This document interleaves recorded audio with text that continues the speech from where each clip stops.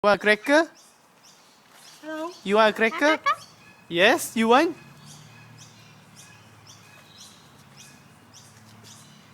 Hello, darling. Mat, bagi cracker. Tengoknya dia tembang. Mat, bagi lah. Wait. Hang bagi pula ah. Hang boleh kan bagi? Hang bagi Rowdy boleh kan? Have a cracker? Ha, tengok yang tu hello darling. Tak gitu hello darling. Hello. Hello, darling. Hi. Hello darling. Bagi lah.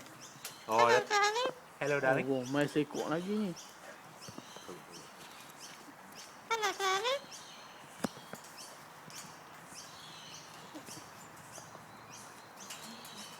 Hello darling.